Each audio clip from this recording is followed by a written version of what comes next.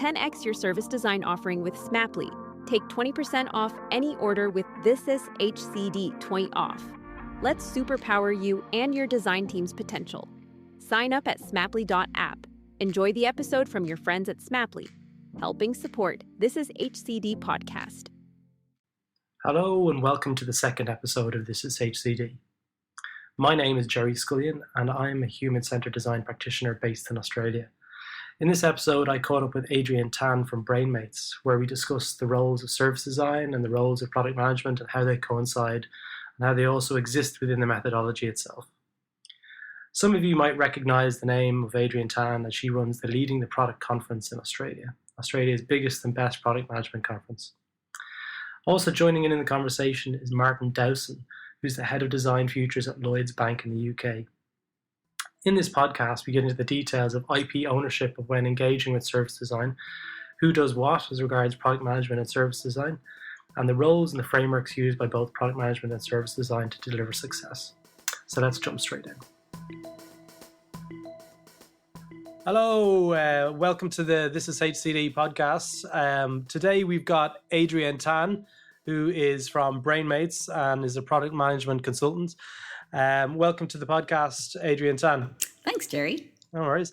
We also have Martin Dowson coming live from Edinburgh, actually. Martin, welcome to the podcast. Thank you very much. It's good to be here. No worries. And we also have Mark Catanzariti from Telstra. He's a service designer and he, like me, he's a co-organizer of this podcast. So welcome, Mark. Thank you. No worries. So Martin, tell us a little bit about yourself, how you managed to get into design leadership. So I actually started out doing computer science and artificial intelligence at university, and it was too hard. So the maths was too hard, and socially it was pretty awkward. Yeah. So I switched over to psychology, which was my third subject. Wow. And that's where I fell into human-computer interaction and social psychology, and I majored on understanding the social reality of social media, and this was kind of before 2000. It led me into kind of UX research, usability testing, eventually information architecture, UX design. And then when I was fed up fixing websites when the companies were broken, I got a bit of permission to kind of work out why companies were making such broken designs. Yeah. And then discovered that there was a whole orchestration layer underneath, that was the business operating model. And being at Accenture, I got a really great chance to do a lot of organizational design and change management. So I built up all these skills around organizational design, change management, UX research, UX design, information architecture, managing creative agencies. And it wasn't until about 3 or 4 years later that I discovered that is a pretty good skill set for something called a service designer. But I actually had experience doing organizational design. Just organizational design, just change management, just project management, right, and just UX. So my broken comb is quite deep. And what that then led me to was actually getting far more involved in conversations with organizations about how do we change to be what they called more customer-led and what I understood to be more human-centered. Is if you say customer-led, the CFO gets scared, the COO gets okay, the CTO gets a little bit worried, and only the chief marketing officer is excited. But when you understand that designers actually care about problem solving in a way that gets sustainably delivered, then you get into this conversation about being human-centered, operationally excellent, financially rigorous. Because if you don't care about these things as a designer, you're just an artist, and your stuff gets in a gallery. So was these attitudes that led me towards becoming more involved in design leadership, having consulted with a number of organizations on how to change. Adrienne, tell us a little bit about yourself, how you got into product management, and maybe your involvement with service design as well. Okay. So I started my career in product management really even before I knew I was a product manager. I had a stint. Everybody has a stint at Telstra. But I had a stint at Telstra many, many years ago when they were building up their internet services. And at that stage, I happened to be a billing manager managing all their internet billings, essentially, and their fraud department and their credit collections. But as part of that job, I spent a lot of time building out their billing system. And I loved it. I loved making stuff. I won't swear. I like making stuff. And from then on, you sort of, and that was in the 90s. Old. How old are you? I know, really old. Not that old. That was in the 90s. And then, you start to discover there's this role called product manager, and you generally don't hear about it. I mean, you do now, but, then it was kind of rare. And then I moved to a company called Ostar as their group product manager to build out all their broadband services in the 90s. Late 90s, early 2000, and all their interactive television services. And our job was to, build product. And as part of that, though, was to also make products successful. So I started off quite early. And then came the dot-com crash in Australia. And it was where you sort of honed your product management skills, because at that stage, when you ran out of money, you had to find ways to. I culled a lot of services that weren't making money. Yeah, and then I spent time, figuring out how to reduce the cost of delivery of services. And so at that stage, we decommissioned a whole internet network right across Australia to outsource it to. At that stage, it probably doesn't exist anymore, a company called Comindico, where they had distributed net when they were wholesale providers. Okay. So from a customer's perspective, really, the brand stayed the same, the features and the functions pretty much stayed the same, but the underlying delivery platform for that service had to change. Okay. So hence, that's how I started my my product career, trying to find ways to make money, keep products alive. Okay, right. So just going into the thing you said about Ostar there, we were culling a lot of services. What kind of frameworks back then were in place for determining that this needs to be culled? Like, because people could have been using those services. People were using those services. The problem was that insufficient number of people were using those services. So for us, it's, in those days, it was a lot of strategic management principles. Nothing really is different to. There were certainly no sort of blogs and tools and techniques that were readily available as they are today, where you can sort of read so much and figure out, well, what do I do? But you go back to first principles. You look at your in my day, profit and loss, and go, oh look, this service is costing me X number of dollars to run, and there's 10 people on it. It's not sustainable. I've got to close it. Yeah. Yes, I might make 10 people unhappy, but I can't keep servicing 10 people if it doesn't deliver any value to the business. At that stage, you had product management. It was like an emerging, even though we know it goes back further than that, but it was emerging probably in Australia at that stage. At what role did you start seeing the human-centered design kind of practitioner or service designer? And I'm using those roles interchangeably at the moment, but I'll get to that in a minute. Like, when did you start seeing service design emerge, and you started getting into meetings and you're like, hey, this is Dave, the service designer? Well, I started to learn about service design probably around 2005, 2006. So about 10, what is it now, 2017? Yeah, about 10 years ago. About 10 years. Oh, my God. Yeah, about 10 years ago. So I heard about it. And so my first reaction was, oh, gosh, this is very similar to what we do as product managers. Yeah. It wasn't, oh, my God, this is a revelation. Holy oh, sorry. That's okay. Oops. Hey, I've got some new tools and techniques, which we have over time built up this toolkit that we could all use, service designers, product managers, UX people, that we can all pull from. But, very early days, like, hey, that's what I do. I would never put out a service without considering, how customers engage with it before they buy it, till how they leave our product, leave our service. Yeah. Okay, Adrienne, like, whenever you met that product designer or I'm saying service design actually, what kind of problems or what kind of things did you have to uncover to work better with them at that stage? So, very recently, probably about 3 years ago, recently in my lifetime, I was put in a situation at a government organisation where I was the only product manager amongst probably about 15 service designers. Nice. It's a good ratio. I'm like good that. Rate, yes. And so, at the early start or early part of this project, as a product manager, like, geez, what the hell am I supposed to do? Yeah. When everybody's running out and doing a lot of research and coming back with insights and doing their analysis. So apart from following and observing and being a part of that research, you're thinking, well, what's my role in all of this?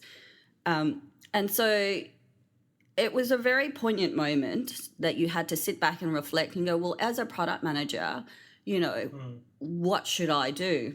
And so my approach was, well, where are the gaps? This is a pretty huge project. It wasn't to deliver a fully functioning service. It was to deliver almost a prototype. So we didn't really need to establish good sort of development practices because we weren't delivering code. We weren't delivering a service that was usable.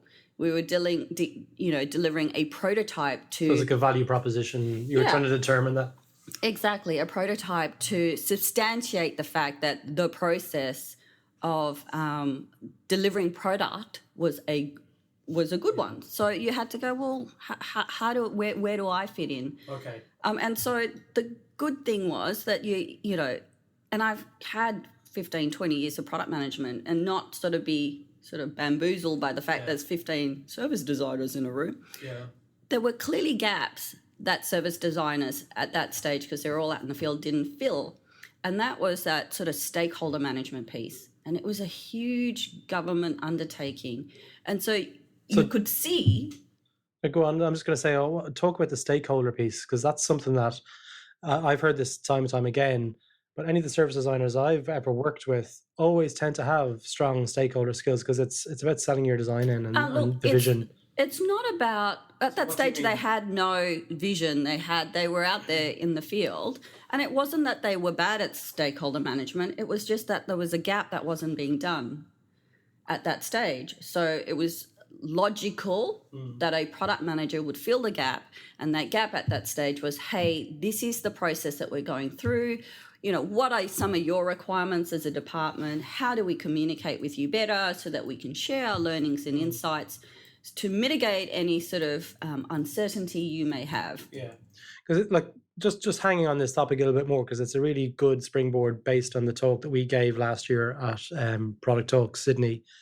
It's the broad kind of wide T or the broken comb type skill set that product managers tend to have, versus the deep T, which is I tend to see more in service design, where they're strong on the research and they're strong with the analytical skills and understanding the system thinking.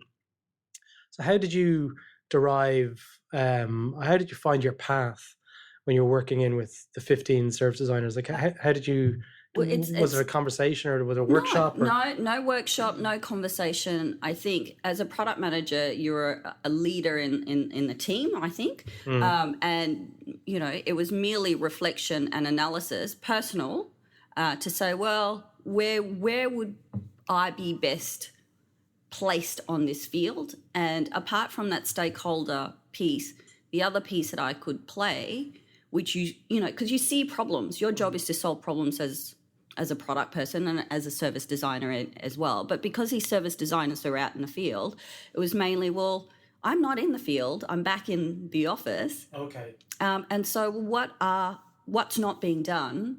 And the piece, apart from the stakeholder piece, was that leadership piece as well, which was, hey, you've got a ton of government departments, that are all interested in this very high-profile project.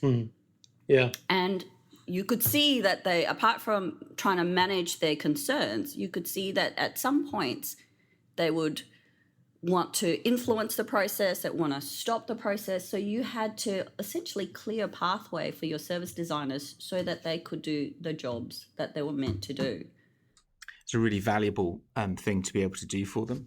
One of my reflections on that is, it sounds like there was a very particular type of service designer there and a particular type of role going on. I've heard over the last 10 years of being exposed to service design in the UK, really interesting perspectives from different clients on how they've used them. So this one chap who I knew, who said he had the best service design agency in the UK working for him, and he said, I can't take them to the board because their ideas are too fluffy, and I can't take their ideas and give them to my systems integrator because the outputs aren't understandable by the systems integrator. So there was a translation issue around the value they were adding to the problem solving, which was definitely there. But their experience as designers in being a part of a wider business problem. And I thought that was really interesting at that time, but that was about 9 years ago. Yeah. That same agency now would not recognize themselves in terms of their ability to actually do that and bring people along. And what I wonder whether there's something that depends how you want to use these skills as to how this whole thing fits together. So they sounded like they were out in the field a lot rather than facilitating things inside. And when I hear service designers in the UK, they talk to me about being end to end of the experience and front to back of the service. So their need to facilitate the conversations with stakeholders back at base would be as high as their need to go outside into the field. However, I find few and far between service designers who can actually do that. Yeah. Look, I don't disagree. We were in a very unusual situation. We were all external suppliers working together in an unusual situation. And so they were tasked with doing certain jobs, and a lot of it was external facing. Right. As a product manager, when you're in a situation where you have 15 other people trying to do the same job, you try and look for other jobs to solve. Yeah. And so that was definitely a gap that I could fill. Well, one of the big things for me, Martin, and just echoing what you're saying, is organizations, first of all, the culture may not be there to enable service design to flourish. So what you really need to understand, and those organizations need to understand, is what Jared Spool spoke about at UX Scotland as well, is it's not just design. It's design plus product plus business. It's the design, feasibility and viability coming together to make a solution as a collaborative effort. Yeah, absolutely. And the fact that actually there's some language things I think that aren't helpful when service design says we're end to end and front to back. But when you think actually, well, hang on a second, as a product manager, I'm looking at the entire life cycle of this, and I'm actually going to touch it all the way along, all of the time. Yeah. Because I'm actually managing this product for the whole of its life. So that's not to say that there isn't input from designers all the way along that, but a product manager will genuinely owning that all the way through. And that's a distinction that requires the organization to have a maturity around as well, not just the design maturity, right? And it requires a product manager to also have that maturity, because sometimes we're so, I love product management and I love my product managers, but sometimes we think that product management is about making incremental features and putting things to market. So we only value the work that we do or are worth when we add features and send it to market. We add more features and send it to market. Yeah. When in actual fact, we have more value to give and more skills to wield across that life cycle. And we often forget to go back to products that are currently in market and go, well, how is it performing? Yeah. So, Adrienne, in your experience, is there anything about the scale and complexity of the organization that depends how much product managers are siloed in any way? Because I could imagine in a smaller organization, there's just so much more that you would take on. Yes. But in a larger organization with, this product that I'm owning, but then there are others, and then there's a need to coordinate the experience across that. How does that happen? Yes, so absolutely there is differences between a small and a large organisation. And I know that I work with lots of product managers in banks, and they're often very siloed. And I think that you need strong product leadership skills to be able to drive that conversation and that set of activities to across that customer experience. And often we forget to do that, and we don't do that. And you see that in the products as consumers that we experience. There's a lot of broken elements that bits and pieces don't hang together, and you can talk at ends Telstra. up feeling very disjointed. Sorry. Across the different channels and different components and stuff like that. Yeah, exactly. And it's very hard to bring that leadership skills across in organisations like Telstra, because it's everybody's building bits and pieces in their own little workshop. And that's one of the areas where I wonder whether there's a maturity when you have a mature leader coming from product management, and when you have a mature leader coming from design, that they can work very well together to do that orchestration. Yes, absolutely. Whereas, that there are levels of experience within each of these areas, right? And actually very mature design leaders from a service design perspective to orchestrate large scale. Yes. Yeah. But, in Australia, unfortunately, there is a lack of product leadership, and there's a lack of design leadership at the upper echelons of organisations. There are a lot of sales and marketing and legal people that run businesses, primarily legal people. And there are insufficient number of product people and designers, essentially, running organisations. And I think when you do have, when you elevate your product and your design people, I think you see a very different, you see different products in market. Yeah. Just like going way back to a point that Martin made there earlier about working with one of the best service design consultancies in the UK. Now, in my experience, whenever businesses engage with consultancies, how do we think that the results change depending on an external consultancy working in versus an internal service design team? Are there different outputs? Are you suggesting that, do we engage externally or do we insource? I'm saying, I think with service design consultancies, as they engage in, it's harder for them to get their vision across the line, and it requires more of a change management piece, and it requires more of completely versus like an internal service design team. To me, I don't know many internal service design teams that are championed and also that are celebrated for doing excellent work. It tends to be the bigger service design agencies like Fjord and Meld and in Australia. Which is very sad that you have to outsource the heart of your product, really. What I'm really interested in, like the external consultancies can flourish because they've got their own culture and they're able to bring that culture in. And it's like a cocoon. Yeah. It's sustained, it's a cocoon.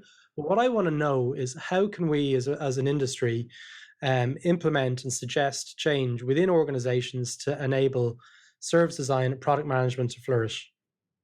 So, just to build up on that external versus internal, I've had experience running relationships with a number of the large service design agencies inside a number of large companies. And the thing that stands out the best agencies, they are the ones who come in assuming that you're not going to need them later. Assuming that their job is to help you build that culture internally, and assuming that their role is to continually challenge that team once it's established, not challenge the rest of the organization continually. So it isn't actually their vision as the agency, it's helping you create your vision. And when they do that well, and obviously, Adrienne, I deal with the service design agencies and the design agencies, but when they do that well, they already have a really solid understanding that product or engineering and design are going to have to work together super well. So whose responsibility is it? Is it the service design consultancy working into the organization, or is it the organization themselves to bring the capability uplift? You need to know that that's what you're buying. If you buy external consultancy to do something for you and then realize you want to be able to do it yourself, you bought the wrong service. Okay. And they won't be ready to do it for you. And that's happened in a number of places I've been at, and the agencies have been seen to fail because the contract they had was come in and do it for us. Yeah. The contract for come in and help us build it is a totally different contract. Yeah. Yeah. I agree. Look, we're consultants, so but for us, we're educators first and foremost. We advocate that you learn how to do this. We tell our product people when we're in businesses, you cannot outsource your customer knowledge and insights. You cannot give that to an external organization. I mean, even though I do some of it, I want every product person I work with to do it as well. Yeah. I mean, that's my job, is to leave you with the capability and the know-how on how to do it. I think it's weird that I know more about your customer than you do. I just find that odd. Yeah, I've worked with in parallel with some big agencies, and they would go away and do what businesses would call the customer-centric design, and I'd request for them to give me the data as the ownership, and they refuse because and I understand there's an ethical reason there for it, but I would just get very, very light touch insights. Whereas whenever they exit the business, I was left with nothing. I was left with very very light, fluffy kind of insights, and the knowledge had been taken out of the business that they paid for. So it's kind of hard. Yes, I understand. I've had agencies do that before. Yeah. And they've gone off and they've done the research and brought it into a vision workshop. And then I've said, oh, so who from the company was involved in that? And nobody that was in the workshop was involved. So it's kind of... Yeah. So everybody in the workshop is starting again. Yeah, and it almost you need to have that maturity to be able to stand up in the room and say, well, actually, if you're coming in to do this research, we need to have 50% of our team part of that project, or 2 people, whatever it is, just so that knowledge can be retained and the IP can be retained within the business. And I think it's a very, as much as we love to transfer information as consultants, sometimes we don't even know what we know.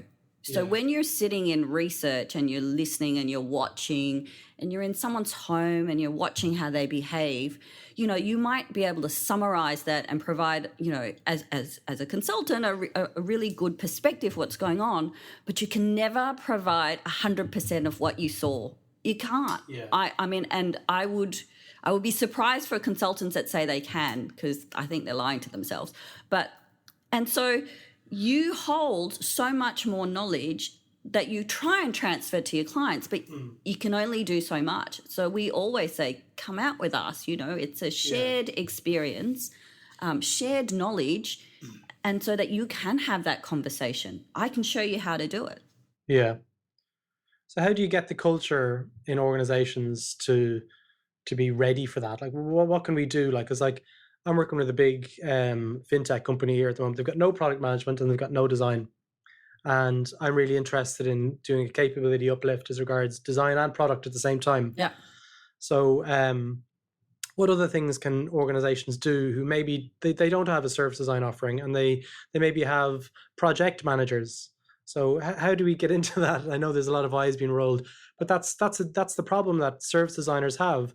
They're okay, there's a product owner and there's a service owner, and then there's a project manager and there's a product manager, and then you'll be brought into the business and you're like, hey, I'm the service designer, and I don't really understand the difference between a service owner and a product owner. Okay, I think for a start, one thing that I think addresses the topic of how service designers and product managers work together.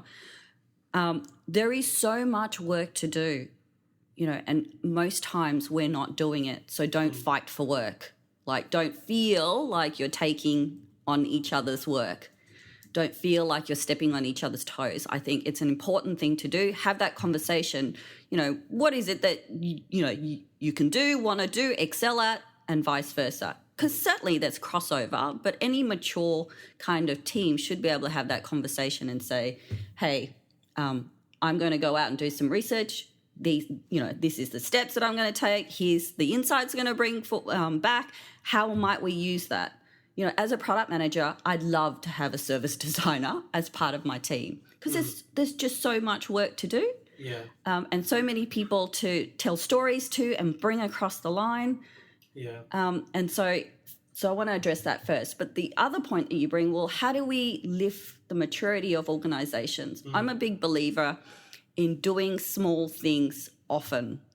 I hate the whole transformation, big project, let me write you a process. And, although companies buy that from us and let's, bring the key stake executive sponsor and let's take them all on this journey. I just find that they fail so often. It sits in a box sometimes and it doesn't really get as absorbed. a consultant, you don't want your work to sit in a box. So what I like to do and what I think companies should do is to start small. So I would go, well, what's the first thing we can do as a team to change some of our behaviour? Exactly. And it could be what you said, which is what you're doing. Well, we're going to do some rapid prototyping. When we do that, we're going to take that and we're going to make this and then we're going to put it out and we're going to test it and see whether people buy it, use it. Yeah. And you start to do that. And as you start to, incrementally go up the chain to make that change, then you have that kind of transformation that you've brought everybody along the journey. You didn't have to reveal something big. Yeah. And you've got output and hopefully good outcome out of that. Yeah. So I guess it goes down to the type of engagement you have with your clients then. If you've got an ongoing engagement versus a short engagement, short, you kind of have to be like the dancing monkey, kind of like, hey, we're going to do all this kind of cool stuff. And then you're gone. And then the culture kind of swallows back up the work that you've done. For the long-term engagements, like that goes on for a year, 2 years, as a coaching and a mentoring to help that team flourish seems to be a better fit for a lot of businesses that I've worked with. What are your thoughts on that, Martin, as well? Yeah. I agree. But if you're going to get into that long-term relationship and that way of working, then you need to know that you've got the coaching and mentoring skills in-house as a provider, because that is a service in itself. Yeah. And I have found that some of your best people as agencies just want to do really great work. And I may personally be somebody who believes that really great work is enabling others to be able to do what I do. Mm-hmm. But that might not be some of your best people's views. So you need to invest in a layer of people who are able to explain what they do and teach what they do and care about doing that, if that's the approach that you're going to take. And I think it's a skill that clients, and I definitely think for a lot of the organizations I've worked with, don't know to ask for in the design space. Really interestingly, we'll buy agile coaches by the hundreds. I know. Right? But that industry, that skill area have done a really good job of saying, do you know what? You need to coach this stuff in. Yes, they've done really well. The design side hasn't really done that. Or the product management side hasn't done that either, because what happens is if you get a job as a product manager, well, hey, guess what? You come apparently with tons and tons of education and learning and skill that you don't need, any support or uplift in your capability. You're there. Yeah. I think there's something in the, where I am currently at Lloyds Bank, we've got some really experienced and some awesome service designers, and what I see them doing every day is teaching and demonstrating by example, bringing people along, spending a lot of time actually recording what they're doing so that they can retell how they're doing things. So video recording. Subtly and slowly and sometimes explicitly, just teaching. As well as obviously getting the outputs done as well. And I think that's a great recipe for success, but it requires you to take the attitude as a designer, and I don't think it's exclusive to service designers, but all designers, that I'm here to support a set of outcomes and objectives. I'm here to, yes, provide the human-centeredness.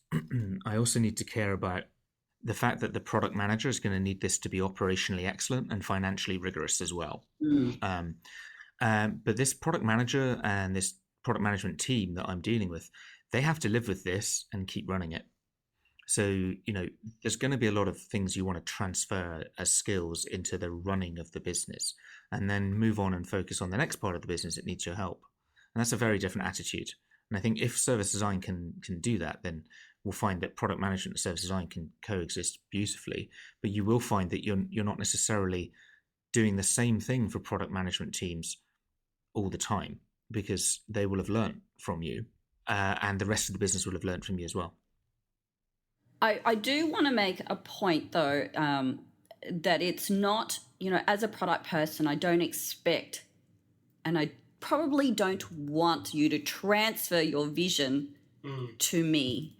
As a product manager, I see myself as a composer, so I come up with that vision. A conductor, I manage the cadence of the team. A translator, I can talk to service designers, engineers, executive people, with my finance knowledge. So I wouldn't see it as, hey, you've done all this great work, transfer that vision to me and I'll run with it. I would see it more as a partnership, where we talk about, we visionize. It's a new word anyway. Together. Because as a product person, I should have a perspective, a North Star of where I want to take this product. Yeah. Well, I know Andy Pillane, who wrote the service design book, who's in Australia as well. He's got a really strong analogy of service design being a lot like the movie industry, where you've got the producer, funds the projects and stuff. When you say that the conductor is the product manager, I think many people in the service design industry would probably challenge that, because I don't see anyone as being the sort of conductor or the director of a movie, using Andy Pillane's analogy. But there are directors of movies. You need a director. But what happens whenever, like, you've got a product manager in an organization who's within one vertical and the service spans more than one vertical and it goes across, and you've got 4 different product managers? How does that work? Well, hopefully you have like a portfolio manager, you have a general manager that should have that broader view, that broader perspective. Yeah. But that's where service design tends to see themselves playing, being able to see that sort of macro view and that. And we would value all the input and insights and information and the conversation. But still, as a product manager, you have to, you live with this. This is something that you not only produce and put out in market, but you nurture it when it's in market, and to a point where, you retire it. There is that life cycle piece. We have to stay with, our job is to stay with that product and to extract as much value, deliver as much value to our customers and extract it sufficient for our business, and make sure that we drive a return on investment for our business. So, we stay with it. So we have to have that vision. We can't outsource that vision to somebody else. Yeah, and I don't think that the orchestrating across products is outsourcing your vision. So, I think the challenge is with the word product is a singular word. Yeah. And it's also a word that elicits a tangible thing. And the difference with so I was talking about this before, the difference between service design as the design of services versus the idea of service design being a human-centered design discipline. If what you seek is to be able to do more human-centered design across your products that you get out to market, that is one thing. But if you genuinely as an organization want to design for services, then you need some orchestration, because what you'll tend to do is you will tend to look at products as the suite of things that come together to make an end-to-end service. And sometimes product and service overlap directly, but they don't always. And that's where Gerry's right, that it's quite easy for service design to see itself as having that orchestrating view. What I do notice and observe, though, is that user experience people say the same thing, engineers say the same thing, product managers say the same thing. Everybody within their discipline regards themselves as needing to have the strategic pen. Yes, I agree. Which is interesting, isn't it? Because you can't all have the strategic pen. No, you're right. And that's why I preface it by saying that it's a partnership. I never look. I don't think that. Exactly. I think it's dangerous to say that it's mine only. There is, as I said, there's lots of work to do. There's no need to fight over the work. But at some point, there is an accountability. Yeah. And that you are measured against something. You should be anyway. I mean, otherwise, absolutely. We don't know whether you're successful or not. There's a need to be more, to make sure that there is more engagement of design in the strategic direction and the elicitation of strategy in an organization. And I say involvement of. Very often, highest level strategy in organizations is pretty much MBA, McKinsey style consulting. And then as product managers and designers, we all receive a wisdom of a portfolio that the business has decided to articulate out. Now, when you have more design orientation around that strategy, then what you end up with is a portfolio that is more balanced around customer, around human-centeredness, operational excellence, and financial rigor, that then allows for a much better conversation about how are we going to drive this portfolio out through product management.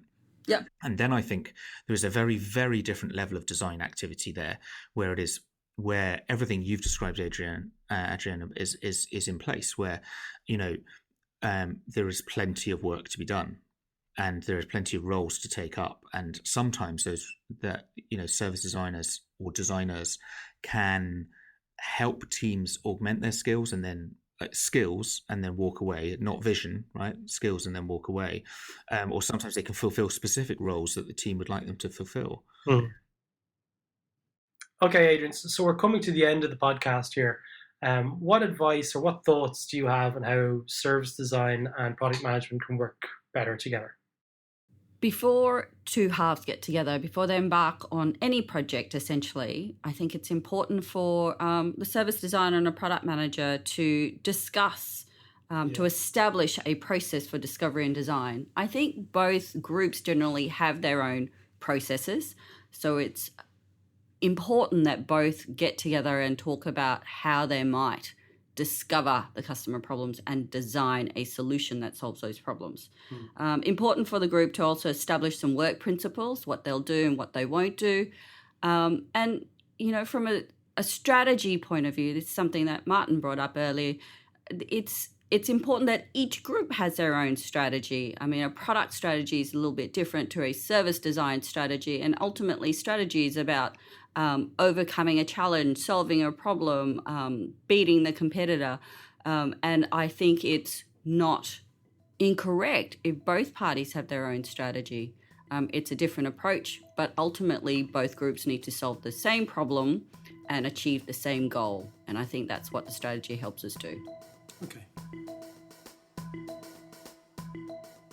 So there we have it, a great conversation between Adrienne, myself, Mark, and Martin Dowson from Lloyds Bank in the UK. Thanks for joining us. We've got Chris Thalwell coming up for the next episode, where we'll be discussing how to design and how to build human-centered design teams for success. If you want to join in the conversation to help shape that podcast, get involved by joining the Slack channel. You can learn more about how to do this by going to thisishcd.com, and hopefully we'll be able to discuss a little bit more about what you'd like to hear in that podcast. And also, if you want to ask some questions about this podcast, feel free to do so at the Slack channel as well. Thanks. See you again soon.